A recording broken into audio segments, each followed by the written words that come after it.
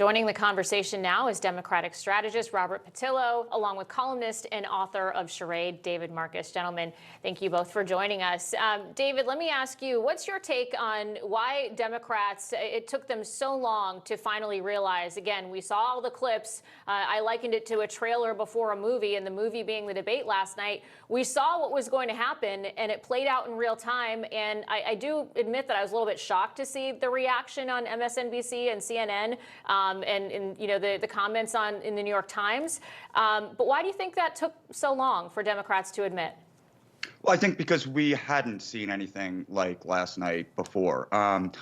The question going into last night was whether Joe Biden had another 4 years in him as president. The question after the debate was whether he has another 4 days. I mean, that was so incredibly existentially bad, honestly, especially when he wasn't talking. And the American people just saw a blank stare on his face of absolute confusion, at some points fear. And that's why you're seeing this freak out.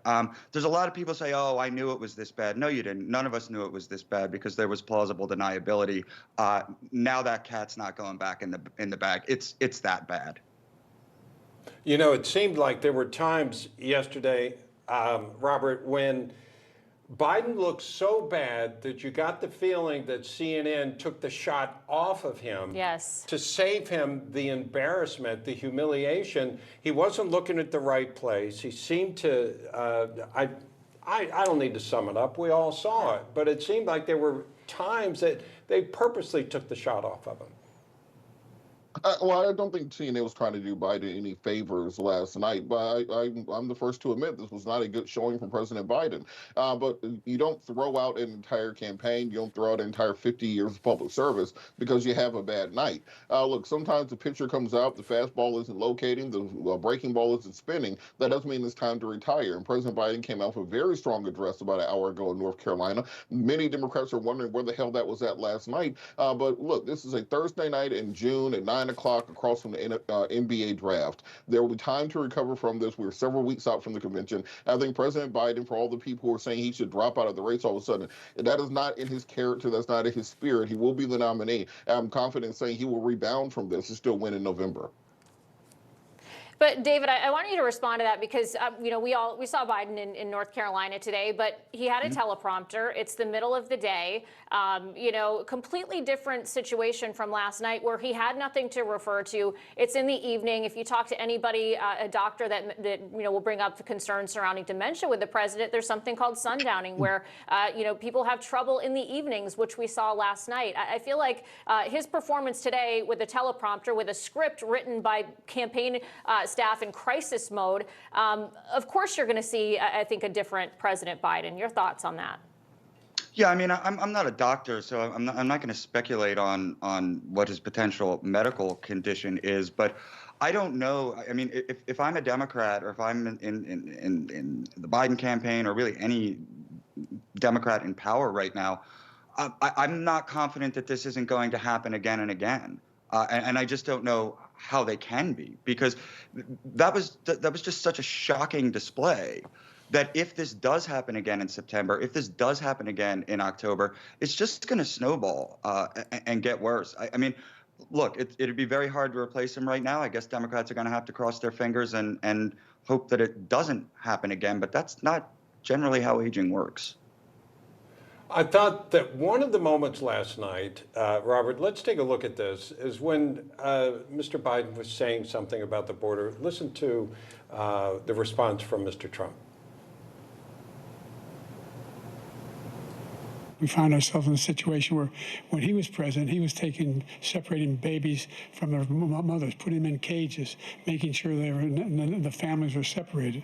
That's not the right way to go. What I've done since I've changed the law, what's happened, I've changed it in a way that now you're in a situation where there are 40% fewer people coming across the border illegally. That's better than when he left office. And I'm going to continue to move until we get the total ban on the total initiative relative to what we can do with more Border Patrol and more asylum officers. President Trump? I really don't know what he said at the end of that sentence. I don't think he knows what he said either. Robert, it sounds like what you're saying is certain Democrats want to circle the wagons and act like this isn't happening or this was a one-off, when it seems pretty unified throughout the country. People who are not connected to the Democratic Party and the Biden family and the rest, this didn't go well. And this is the person who's in charge of running our country. Yes, and I think most people say President Biden had a bad debate last night. But when we talk about running the country, we have to look at the results he's had during his first term. You have to look at the consecutive months of unemployment being under 4%. You have to look at the 65% reduction in inflation. You have to look at the historic defenses of Eastern Europe, restitching together NATO as a international body, stabilizing the U.S. economy coming out of the pandemic, stopping bank collapses from taking place last year. President Biden has an extremely powerful record to run upon. Was he able to articulate it last night? No. Maybe they should not have had the 3 other rallies they decided to have in Atlanta, where I'm at right now, earlier in the day. Maybe they should not have had his voice be hoarse by the time it was time to hit the campaign stage, because it was so hyped up earlier in the day. Maybe you shouldn't have an 80-something-year-old candidate beginning a debate at 9 p.m. and ending near 11 p.m. There are plenty of things that logistically the advance team and many other people could have done, but we saw today in North Carolina, Biden's able to bounce back, and because more people were watching Bronny James get drafted last night than watching this debate, I think there'll be plenty of time for the convention to take place, the debate in September to take place, and Biden to rebuild anything he lost last night. No, wait a minute, though. The man wants to be president of the United States. That job doesn't end at 9 p.m. I mean, that just doesn't work. You can't tell the American people. There's that 3 in the morning okay, call, I'm right? president, Yeah. but I don't work past 9 p.m. I don't think Putin and Xi are going to respect that. Right, Look, right, President and Trump- they are watching. Look, President Trump, the same first debate last election cycle, 60-30 said that he lost that debate. This election, they're saying 67-30, President Trump won the debate. The first debate is not dispositive of the rest of the election. I think President Biden has shown with the international accords he's struck in with the AUKUS agreement in Southeast Asia, the agreements he's made with India, India and Japan to contain China, the agreements he's made with nuclear submarines in North Korea to contain Russia and Vladivostok. I think it's very clear President Biden knows what he's doing on the international stage, and one debate does not make an administration. He'll take this L and he'll recover from it. It's not clear at all. Let me jump in, gentlemen. Real quick, Dave, and then I want to play something for you, gentlemen. Listen, Donald Trump made a great point about the fact that Biden doesn't fire anyone. Jake Sullivan called the Middle East as quiet as it has been in decades, a week before October 7th. A week. He's not fired. Mayorkas has destroyed the border. He's not fired. What's Joe Biden doing?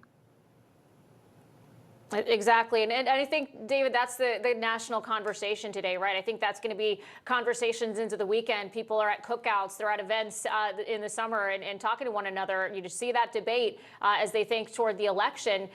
So I was particularly interested, you look at shows like The View, for example. Obviously, the hosts have been, very much in defense of Biden, going above and beyond over the last couple of years. But it was a different tune, as one might expect today. I want to play some of that for you and get your reaction. Joe Biden could not get through that debate and convey what either of you just did. I was dying for Biden to do better. He could not articulate a vision, the threat of Trump, get through a policy statement. The stakes are too high in this election. They're foundationally too high to run this man.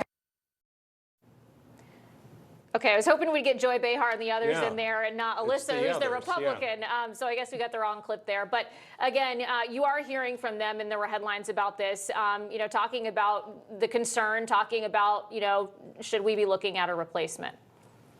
We've heard these same things from the left wing of the Democratic Party since 2020 when President Biden initially ran. There's always been a recalcitrance for many people in the progressive wing of the party to not have a moderate, to not have a centrist such as Joe Biden as being the president. But what they don't realize is what makes President Biden strong is his centrist message. And if he came with the same far left wing message that Bernie Sanders and others have had, he would have the exact same level of success that they have had legislatively. President Biden has made it clear that there is still a broad American centrist enter to politics, that's able to reach across party lines and work with Mike Johnson, that's able to reach across party lines and work with Mitch McConnell, who's able to reach across party lines and get big pieces of legislation done. And for the people on the far left wing of the party who are already saying, well, maybe we can switch them out with Gavin Newsom, I say that President Biden's record shows that he is the only person who has been able to guide us through these times and will continue being able to do so. And I've yet to see anyone to stand up and say that I'm able to both unite the white working class in the Rust Belt of America and also minority voters in the South, as well as Hispanic voters in the Southeast, and build the type of coalition needed to beat back Donald Trump. And I think that's what President Biden He's is going to be losing showing over the course Hispanic of the next several voters. months. He's losing He- minorities. He has not unified the country. David, I'll give you the last word, then we have to run, unfortunately.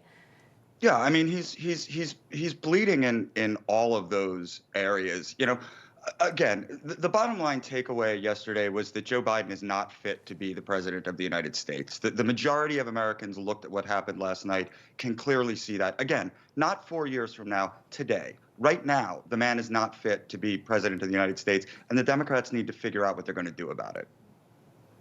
Indeed. Robert Patillo, David Marcus, a passionate debate that I appreciate as we all look ahead.